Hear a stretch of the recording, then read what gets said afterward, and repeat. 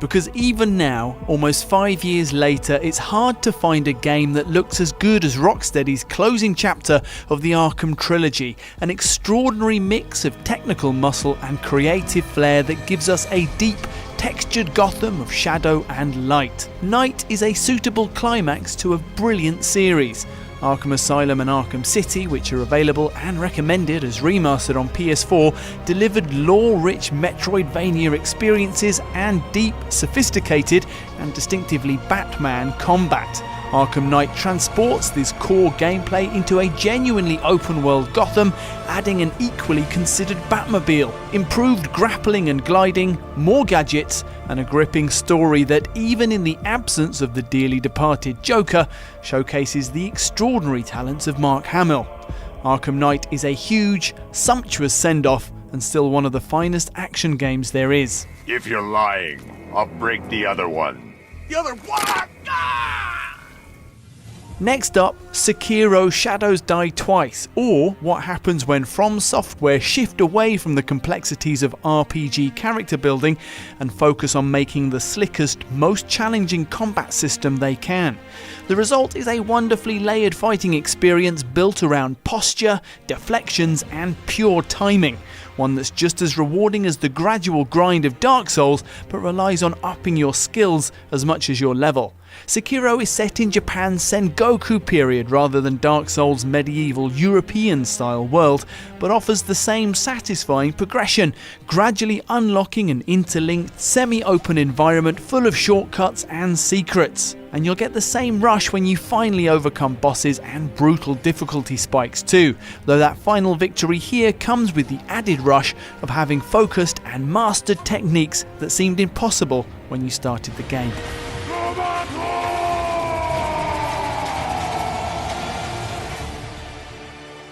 Dishonored 2 is unlike any of the other entries on this list. It's an action title for sure, but also an immersive sim, the name for a particular style of game emphasising deep systems and player choice. Here that means an incredibly rich narrative set in a superbly textured world, and a series of powers that combine with flexible mission design to offer multiple solutions to any given problem. It's a nerdy sandbox of puzzles, lateral thinking, and, if you fancy it, crazed action. The game can accommodate absolute stealth, with players consuming each level and intricacy piece by piece, avoiding detection throughout, and frenzied superpowered violence, as well as everything in between. It is, along with its predecessor, again available on PS4 as a remaster and totally worth your time, a sophisticated, hugely satisfying, and however you approach it, brilliantly playable triumph. How many times have I looked at that skyline? It feels like everything just changed. Next we have 2018's God of War, an epic jumpstart for what might be PlayStation's defining action series. Back on PS2, the original God of War proved that Western developers could compete with their more established Japanese peers when it came to slick, split-second combat. In 2018, the new God of War proved that an evolved form of the same combat could be the foundation for a reinvention of the series, which introduced a depth of character, story, and world building that made God of War a blockbuster worthy of standing alongside contemporaries like Uncharted and Horizon Zero Dawn. This is no mean thing, to take the old Kratos, basically murder itself with a goatee, and to transform him into a character worth following and caring for, while still delivering on the action that the God of War name stands for. Boy. As a playground for stalking orcs and taking on Sauron's armies with some unusually slick Batman-style combat, both Shadow of Mordor and its ambitious follow-up Shadow of War are huge, time-swallowing fun. In fact, there are two things that push the Shadow games into our top 10. The first is the Nemesis system, through which you can interact with Mordor's ranks of orc captains, conscripting them or getting revenge on them for your previous deaths. It's a brilliant game within a game. And the second is the fact the design and personalities of the orcs are taken quite directly from Peter Jackson's film adaptations of Lord of the Rings, and the game captures them brilliantly, all sneering cockney crooks and working class heavies. In Shadow of War, these things combine in huge siege set pieces where you invade fortresses with your conscripted armies, complex, customized and climactic action sequences that feature actual dragons. The world of men is ending. Devil May Cry 5 is up next, a sequel that is for our money the purest expression of the series' stylish action philosophy that Capcom has ever produced. You've got 3 characters to master. First up, there's Nero with his sweeping sword attacks, thumping double-barreled revolver and detachable exploding robot arms. Then you've got Dante, the Solid Snake of the Devil May Cry universe, a versatile showman who's just as comfortable juggling demons with graceful swordplay as he is punching their faces off with a set of fiery gauntlets. And finally there's V, a mysterious newcomer who summons a trio of demons to do the fighting for him. Shifting between these characters is a bit like changing the lens on a camera. You're still controlling the same machine, all that differs is the way in which that machine frames the action. V is the wide angle, offering you a panoramic view of the action, almost as if you're directing a ballet from high in the gallery, which makes Dante and Nero the leading actors, the stars of a combat system where style is substance, and one that encourages you to play again and again until you've achieved that elusive S rank, awarded for fighting as beautifully as possible. Throw in a satisfying story sure to please long-time fans, and you've got arguably the best Devil May Cry yet. Devil May Cry. Dante, do you have any idea how many times I've tried to call? Like a zillion. Oh my god, tonight's my birthday party. Yeah, I'm turning 18. Not a little kid. And completing our lineup of top-tier hack and slashers is Nioh 2, although between us feel totally free to include the first Nioh as well. Nioh 2 stands alongside Sekiro, God of War and DMC5 as a must-play for deep combat enthusiasts. Like Sekiro, Nioh describes itself as a massacre title, a tough, leveling, boss-battling RPG, and like Sekiro it has a complex and hard-to-master fighting system. But where Sekiro is all about timing and deflections, Nioh is about stamina management, strategy and deep character customization. Different weapons unlock different movesets, stats and abilities are affected not just by leveling but by armor and gear, and success depends on getting to grips with the key pulse and stance systems.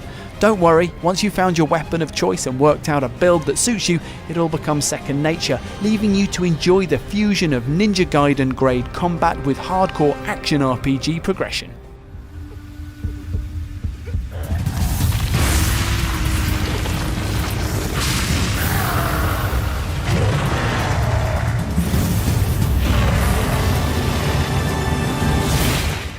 Next up, we have Uncharted 4 A Thief's End, because obviously, if PS3's Uncharted trilogy is a perfect matinee triple bill, action, laughs, romance, Nathan Drake's PS4 send-off takes things to an entirely different level. The ambitious set pieces are still here, the mud-sliding, rope-swinging impossible delivered miraculously into our hands. Globe-spanning environments boast an improbable, simultaneous mix of outrageous scale and minute detail, game-stopping vistas contrasted with authentically modelled rock slides. And above all, there's a weight and seriousness to the story that adds poignancy to the established mix of adventure and laughs. The result is the final chapter that Nathan Drake deserves, a development rather than another run-out, and a chance for us to enjoy him one last time in his most spectacular setting yet. Way to go, Sully. Still got it.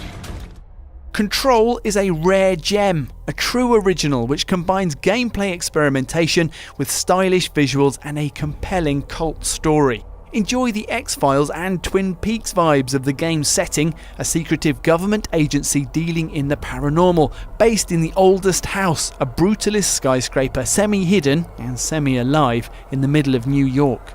Jessie Faden arrives to investigate her own past, but is quickly, alarmingly promoted to director, with the agency under attack from a force called the Hiss. It's weird, new weird to be precise, and backed up by fantastic, physics-affronting gameplay, with Jessie's growing set of powers seeing her levitate, mind control, and telekinetically throw her way through environments and enemies alike. Control is wonderfully, uniquely itself, the kind of tantalising, half-understood world of secrets you can totally lose yourself in, and an absolute one-off. Welcome back, Director. And speaking of one-offs, Jedi Fallen Order is our kind of Star Wars game, one that makes full use of the established universe and combines it with new planets, characters, and Star Warsy ideas that give us more to love. Our hero is Cal Kestis, a one-time Padawan who's learned to hide among the ruins of the Fallen Republic and is now forced into action as the Empire comes hunting for Force users. Cal's Force powers and fighting skills unfold into an accessible but deep combat system, while there's a Dark Souls touch to his progression and exploration of various star systems, along with a suitably unlikely crew. But Fallen Order truly stands out when delivering moments that capture the elusive essence of Star Wars magic. A scrapper's yard filled with relics from the Clone Wars, weed-covered walkers in the swamps of Kashyyyk, or the chilled reverence of an ancient temple. Yeah, I'm okay. You alright? No, we are not doing that again. And that's it for our list of the top 10 action games on PS4. We're sure you've got your own suggestions. Let us know what they are in the comments, give this video a like, and subscribe to the channel to keep up with everything from the world of PlayStation. For the players.